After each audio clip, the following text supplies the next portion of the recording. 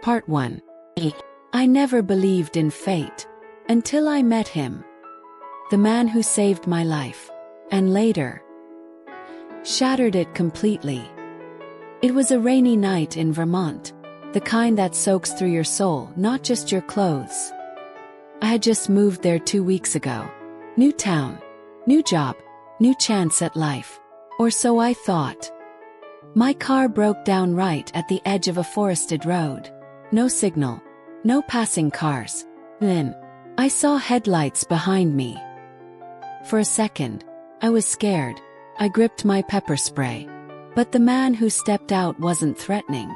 He had calm eyes, sharp jawline, and a voice that instantly put me at ease. "Need help?" he asked. I nodded slowly.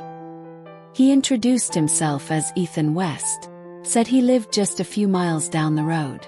He checked under my hood like he'd done it 100 times before. Within minutes, my engine coughed back to life.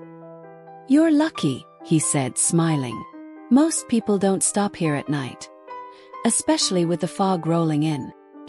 I wanted to thank him with a coffee or something, but he just waved it off and disappeared into the mist. That was the first time he saved me. A week later, we met again. This time, at the grocery store. He spotted me before I saw him. Waved. Same warm smile. Same confident walk. "I see your car's behaving," he teased. I laughed. He offered to carry my bags. And somehow, it didn't feel like a stranger helping me. Felt familiar, safe. Over the next few weeks, we kept running into each other. Coffee here, a lunch there. Then one night, he showed up at my doorstep, soaked from the rain, holding a book I had once mentioned I loved. That's when things started to change. Ethan wasn't just charming, he was attentive. He remembered little things, like how I liked my tea, or the song I always hummed under my breath. We started spending more time together. Long walks, deep talks under the stars. And slowly, I felt the walls I had built for years crumbling. One night, I told him something I had never told anyone. I had survived an abusive relationship back in Chicago, and that I had moved to Vermont to escape, to heal. He didn't flinch, didn't question me, just held my hand and whispered, "You're safe now. I won't ever let anyone hurt you again." I believed him. For the first time in years, I believed someone. Months passed, and I found myself falling, not just for Ethan, but for the version of myself I was around him. Younger, freer, hopeful. Slowly, very slowly, that hope began to darken. It started with small things. A missed call turning into 10 angry texts. An innocent conversation with a coworker sparking cold silence for hours. Then came the questions. Why were you out so long? Who were you really with? Why didn't you text back instantly? First, I thought it was concern, maybe even love twisted in worry. But it didn't stop there. One night, I forgot to reply to his message while I was at work. He showed up at my apartment, eyes blazing, hands shaking. "Were you ignoring me?" he demanded. I tried to explain, but he wasn't listening. He had already decided I was lying. That night, he didn't hit me, but his words did more damage than fists ever could. "You're just like her," he whispered. "She lied to me too. Look what happened to her." I froze. "Who's her?" I asked. But he didn't answer. Just walked away, leaving behind a silence thicker than any storm. That was the first night I felt unsafe around Ethan. But the guilt, the memory of how he once saved me, kept me from walking away. He would apologize the next day, always with flowers, always with that same soft voice, always blaming his past. "I just don't want to lose you," he'd say. "I love you too much." And I wanted to believe it. Until one day, I found something in his drawer. A photograph. Old, torn at the edges, of a girl, smiling. And behind it, scribbled in messy handwriting, "You said you'd never leave me." I didn't recognize the girl, but the fear in her eyes was hauntingly familiar. That night, I asked Ethan about it. His face went pale. He snatched the photo, tore it in half, and stormed out. That was the first time I felt watched in my own home. Lights flickered at night. Doors I swore I had locked were left open. I started hearing footsteps, when no one else was there. And through it all, Ethan's behavior swung like a pendulum. One moment loving, the next terrifying. I began to question everything. Was he always like this? Did I ignore the signs? Was the man who once saved me now destroying me? From the inside out, one evening, I decided to dig deeper. I contacted a friend who worked in the local records office. Gave her Ethan's full name. What she found left me numb. Ethan West wasn't his real name. And the girl in the photo, she was reported missing 3 years ago. Last seen with a man who matched Ethan's description. That's when it hit me. I wasn't just in a toxic relationship. I was trapped in something far darker. And I had no idea how far Ethan would go to keep me there. But the real question is, if someone saves your life once, does that mean you owe them your soul forever? What would you do if the man who once protected you now owned every part of you? Even your fear? Part 2. I didn't sleep that night. How could I? My body was in bed, but my mind was racing through hell. Who was Ethan really? And if that wasn't even his real name, then what else had he lied about? The woman in the photo haunted me. Praise. The way she smiled just enough to look alive, but not enough to seem free. I knew that look, because I had started to wear it too. I needed answers, but I couldn't let him know I was suspicious. Not yet. The next morning, he showed up with coffee and flowers, as if nothing had happened. "Rough night?" he asked softly, his voice syrupy sweet. I nodded, forced a smile. "I just had weird dreams," I said. Half-truths were safer than full ones. He leaned in, brushed my hair back. "You dream too much," he whispered, and kissed my forehead. My skin crawled. I told him I needed space for the weekend, said I was visiting a friend out of town. He stared at me for a long time, eyes unreadable. Then finally, he smiled. But something in that smile chilled me. Like he knew I was lying, and was just playing along. Once he left, I packed a bag. But I didn't leave town. I booked a small motel room across the city under a fake name. I needed time to plan. I reached out to the woman who'd helped me from the records office. Her name was Leah. She agreed to meet, but only in a public place. She sounded nervous, like she was afraid too. We met at a bookstore cafe downtown. She was already there when I arrived, fidgeting with her cup, eyes scanning every person who walked in. When she saw me, she stood quickly. "No phones," she said firmly. I nodded, turned mine off and slipped it into my purse. Leah pulled out a folder from her bag. Thick. Filled with papers, photocopies. Photos. "This man you're calling Ethan," she said slowly. "His real name is Daniel Cole." My breath caught. "Daniel had a fiancée," she continued. "Emily Rhodes, the woman in the photo you found." "What happened to her?" I whispered. "She vanished 3 years ago," Leah replied. "No note. No sign. Her family believes she ran away. But the case file suggests something darker." I flipped through the documents. News clippings. Missing persons reports. A restraining order Emily had filed. A journal entry Emily had sent to a cousin, describing Daniel as possessive, paranoid, and volatile. My heart pounded so loudly, I couldn't hear Leah's voice anymore.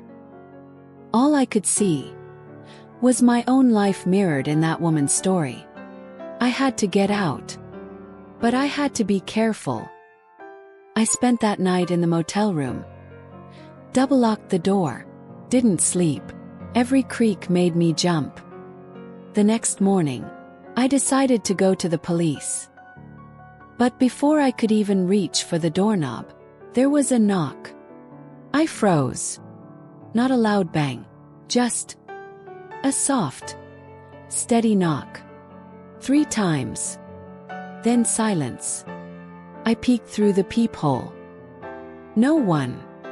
I waited 5 minutes, opened the door a crack, looked around. Nothing. But when I looked down, there was something on the ground. A small, black box. Shaking, I picked it up, opened it. Inside was a single photograph of me, sleeping. And underneath it, a note. "You're not good at hiding, Ivy." My knees gave out. I dropped the box, fell to the floor, gasping. How did he find me? How did he even know where I was? I had turned off my phone, used a fake name. He shouldn't have been able to track me. He'd already bugged me somehow. The earrings. A week ago, Ethan had gifted me a pair of pearl studs, insisted I wear them every day. I yanked them off, smashed them open with the heel of my boot. And there it was. A tiny device, blinking red.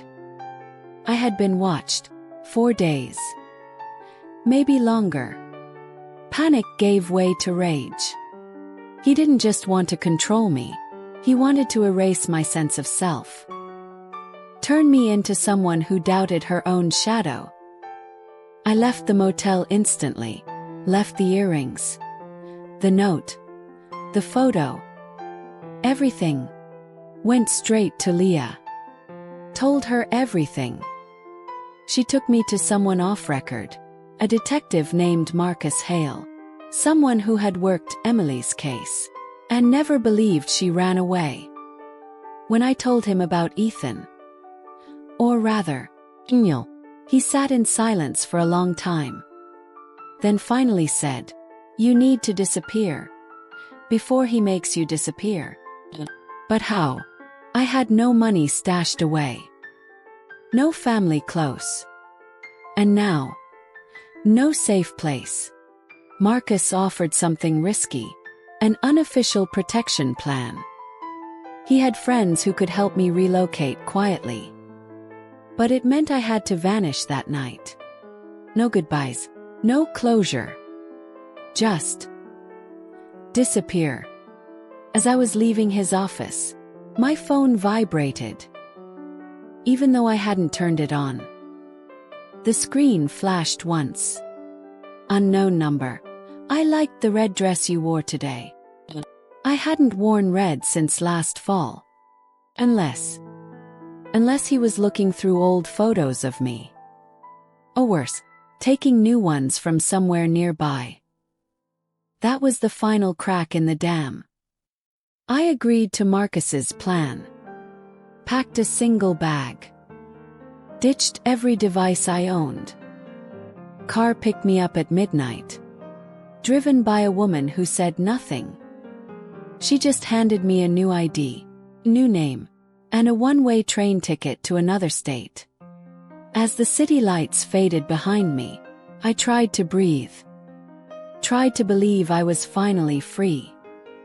But even now, I can feel him. Watching. Waiting. And I wonder, was it ever about love? Or was I always just his next project? Because for men like Daniel, control isn't about violence. It's about possession. And when a possession escapes, they don't rest until it's back where they can see it.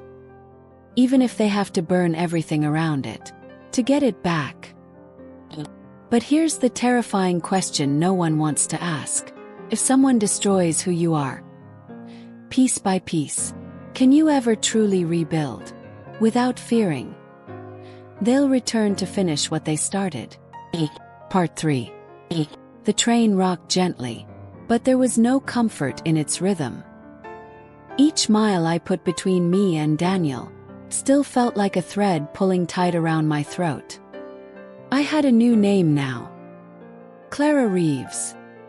A new story, a new address, a new past I had to memorize. But no matter how deep you bury the truth, it still breathes beneath the surface. The town I was sent to was small, quiet, the kind of place where people wave even if they don't know you. Where the sound of traffic is replaced by birds, and no one asks too many questions. It was perfect. But I didn't trust it. I found work at a bookstore downtown. The owner, Maggie, was kind, a widow in her 60s with silver hair and sharp eyes. She didn't pry, but I caught her watching me sometimes, like she knew I was stitching myself back together. One fragile thread at a time. The apartment I was given sat above the shop. One room. Small kitchen. Creaky floors. But it locked, and that was all I needed. Still, sleep didn't come easy. Every knock on the door, every creak in the hallway, every flicker of light from the street felt like him. I knew he wasn't supposed to know where I was. But Daniel didn't live by rules. He bent reality around him until it obeyed. Weeks passed. No messages. No strange gifts. No signs of being followed. Yet, I still kept the curtains drawn, still memorized exit routes, still kept a knife under my pillow. Sometimes, healing isn't peace. It's just survival. In slow motion. One afternoon, I found a book on the shelf that wasn't from our inventory. Leather-bound. No title. I flipped it open. The first page simply said, "Control is the illusion love hides behind." I slammed it shut. My hands trembled. It had his writing style. His phrasing. But Maggie walked in right then. And I didn't want to explain, so I stuffed it into my bag. That night, I read the rest. Each page was filled with thoughts. Twisted. Poetic. Disturbing. It wasn't just his writing. It was a diary. Written by someone unraveling. There were no names, but I recognized the events. Arguments I'd had with him. Phrases he once whispered when I cried. Moments I thought were private. Exposed in haunting detail. One entry made my blood run cold. She thinks she's safe now. But she doesn't understand. I'm not chasing her. I'm just letting her run. I dropped the book. Stepped away like it had burned me. How did it end up here? Did he send it? Leave it secretly? Or worse? Was someone in this town connected to him? I had to tell someone. I called Marcus. The off-record detective from back home. Told him everything. He was quiet. Then finally said, "Clara, this isn't over. He's playing the long game." I asked how he found me. Marcus sighed. "There's a leak somewhere," he said. "Someone who knows about the protection program and isn't on your side." My chest tightened. He promised to look into it. But his words couldn't reach past the fear already taking root again. I went to Maggie the next day. Tried to stay calm. "Do you know anything about this book?" I asked. She looked at it, studied the cover, and then something in her expression shifted. Just for a second. "No, never seen it before," she said too quickly. I wanted to believe her. But her voice had a hesitation I couldn't unhear. I started watching her. Her glances when she thought I wasn't looking. I needed to know if she was the leak. If this whole setup had been a trap from the beginning. I planted a test. Told Maggie I was taking the weekend to visit a nearby town. But I never left. I stayed hidden in my apartment, watching from the window, waiting. The second night, at 1:47 a.m., a black car pulled up across the street. The engine didn't turn off. And no one got out. I watched for 23 minutes. Then the car drove away. The next morning, a note was slipped under my door. "Lying is dangerous, Clara." He knew. He was watching again. Packed a bag, only essentials. Left the bookshop without telling Maggie. And went to the police. But when I gave them my alias, they said no file existed. No record of protection. No contact named Marcus. It was like the system had erased me. Or like it never existed to begin with. I called Marcus again. But the number was disconnected. My hands went numb. I sat in that police station for hours, debating whether to give them my real name. But if Daniel had erased my alias, then he had access to people in places far above me. I walked out, disappeared again. This time, I didn't trust anyone. I moved through towns like a shadow. Never staying more than a few nights. Used cash only. Changed my appearance. Dyed my hair. Burned every ID I had. But the truth is, you can't outrun someone who doesn't chase you directly. You can't escape someone who turns the world into your prison. In a dusty roadside diner in Oregon, I met a woman named Camille. Older. Smart. Reserved. She noticed how I kept glancing at the door. And said, "You look like someone who's tired of being hunted." I froze. She smiled softly. "I used to be you."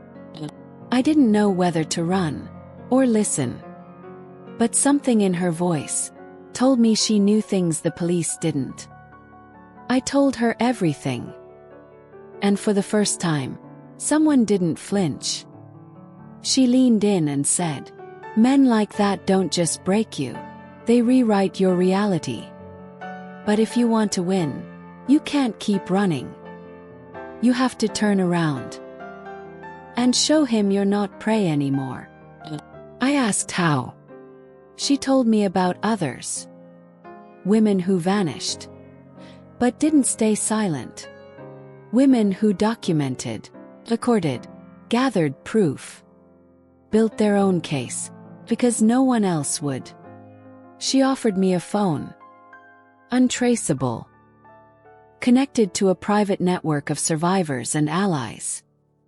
"We don't wait for justice," she said. "We build it." That night, I didn't cry. I didn't tremble. For the first time, I planned. I wasn't going to hide anymore. I was going to make him feel hunted. But revenge wasn't enough. I needed to expose him. Because there were others. I was sure of it.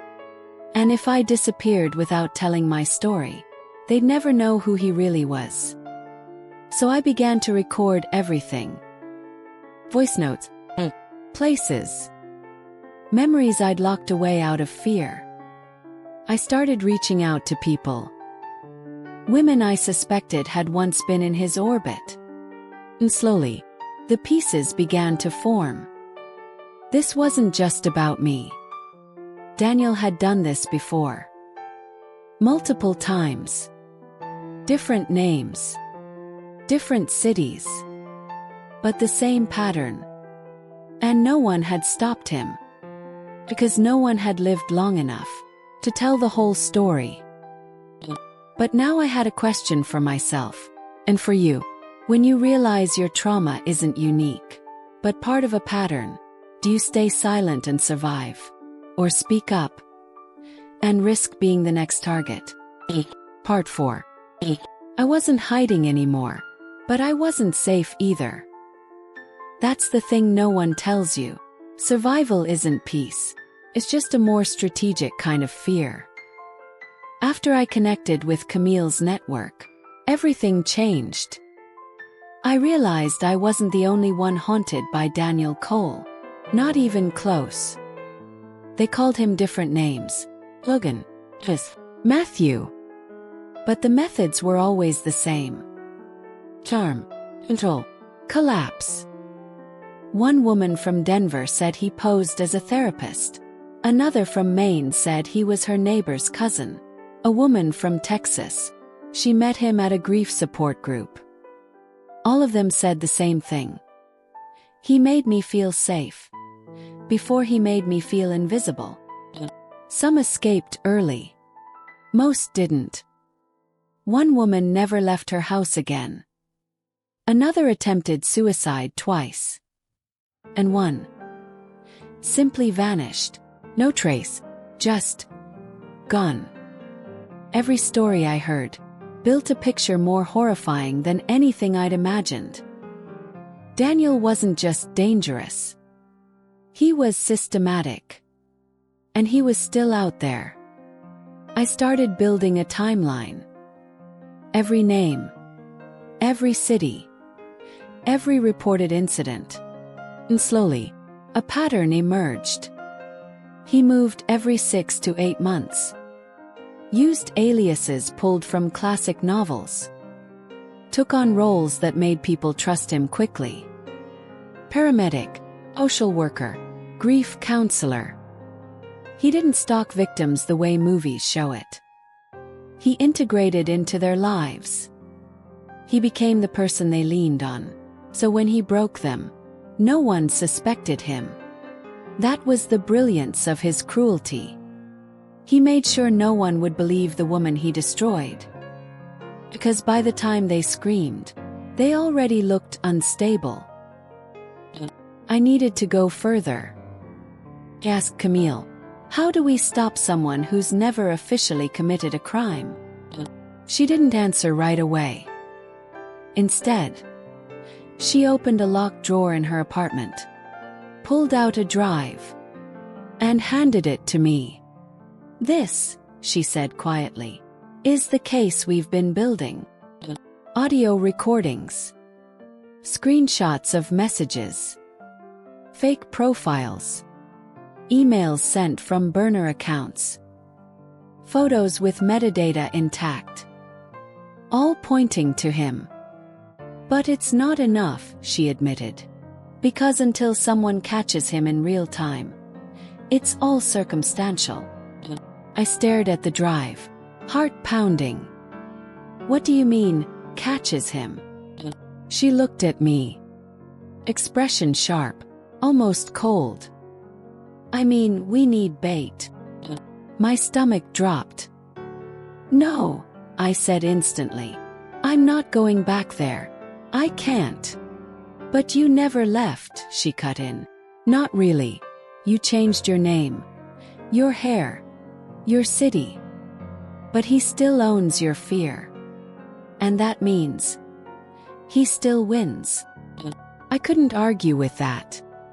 Because deep down, I knew it was true. So I made a decision. I would stop running and make him come to me. We created a new identity.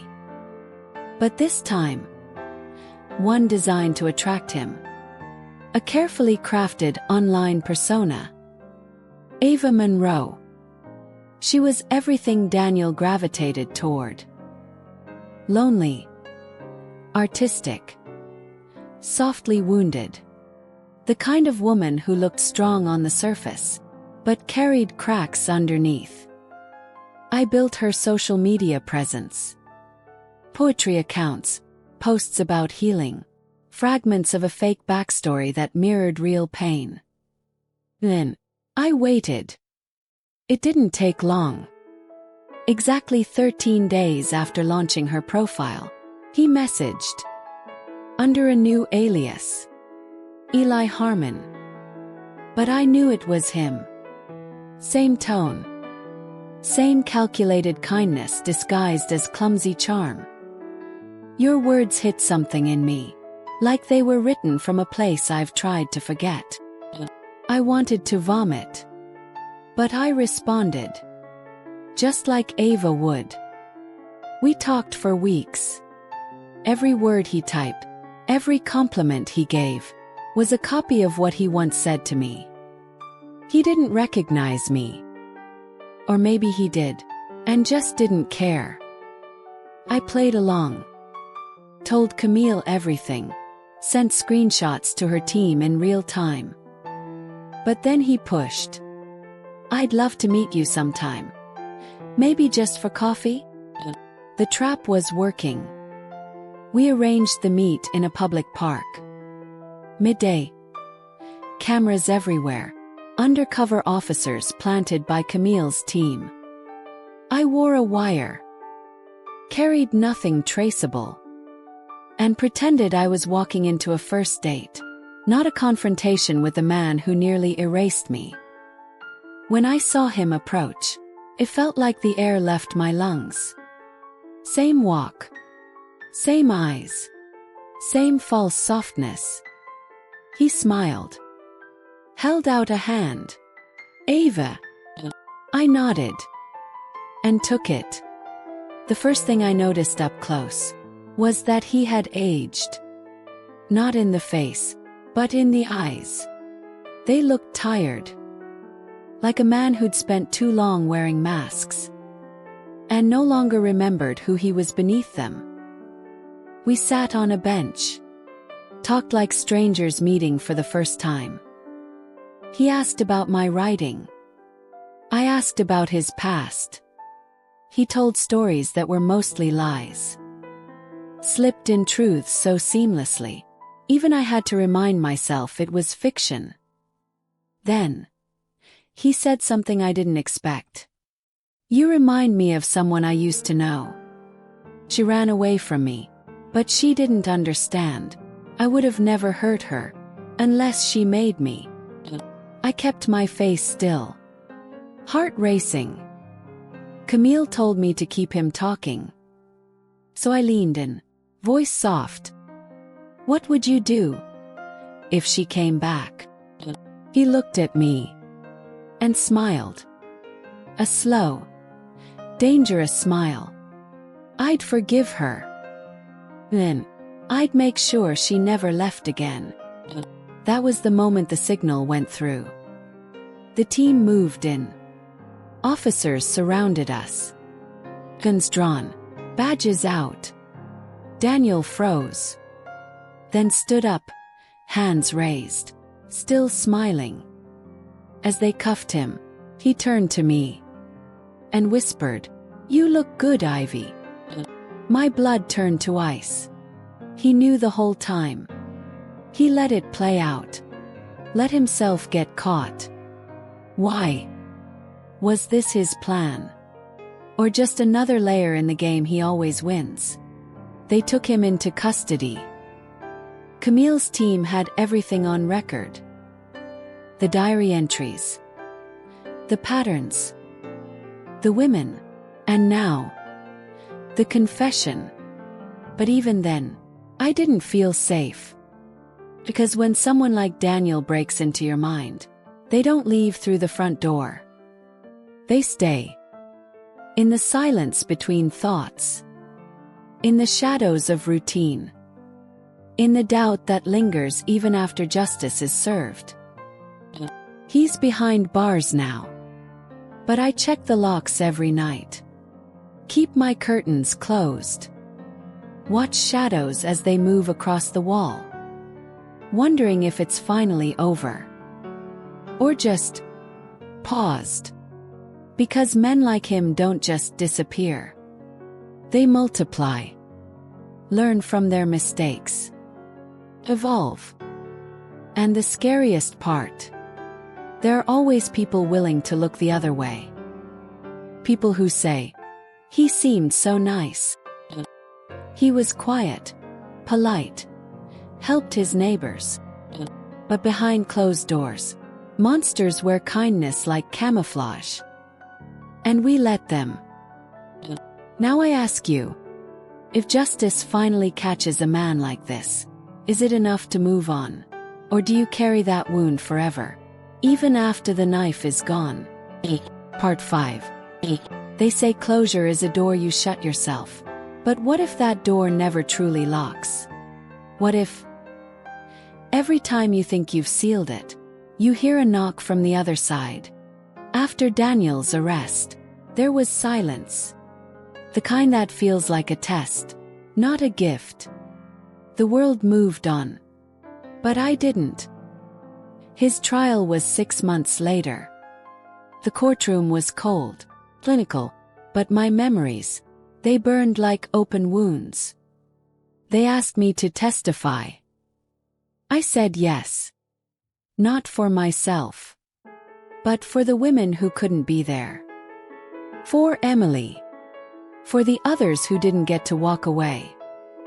I wore black. Not out of mourning. But because I wanted to feel like armor. When I took the stand, my hands didn't shake. My voice didn't crack. I told them everything. The charm, control, the unraveling. I described how he turned apologies into shackles. How he made fear feel like love. How he studied his victims, like a hunter memorizing the heartbeat of prey. I watched the jury's eyes. Some filled with shock. Some with doubt. But one woman, maybe my age, she didn't blink once. She saw me. Really saw me. When I stepped down, Daniel didn't look at me. Not once. Not when I spoke. Not when they showed the evidence. Not even when they read the verdict. Guilty. On all counts. Sentenced to 42 years. No parole for the first 30.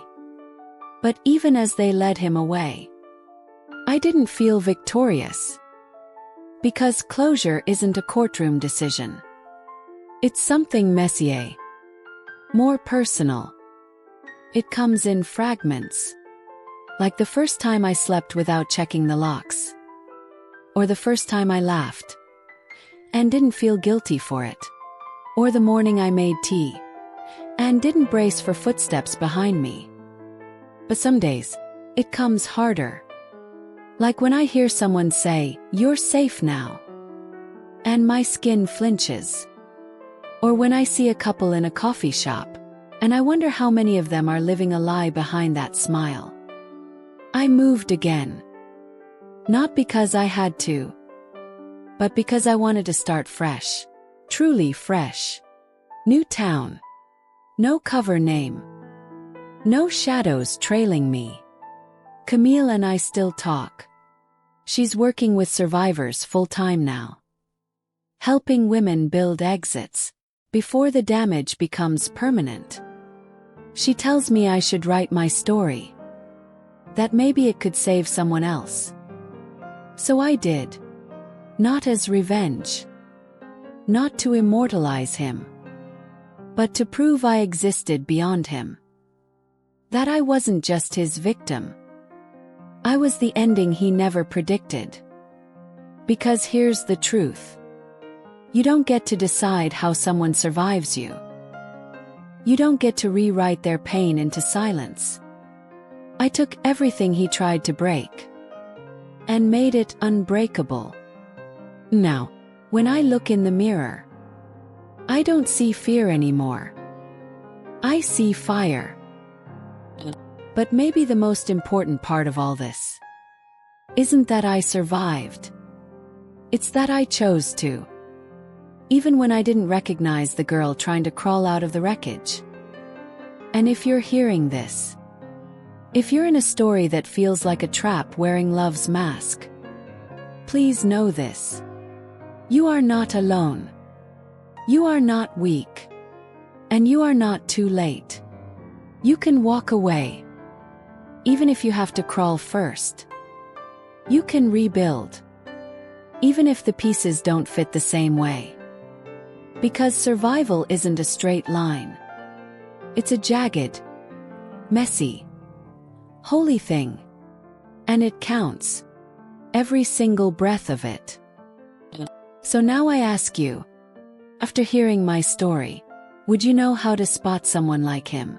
Would you trust your gut, even when your heart wants to believe the lie?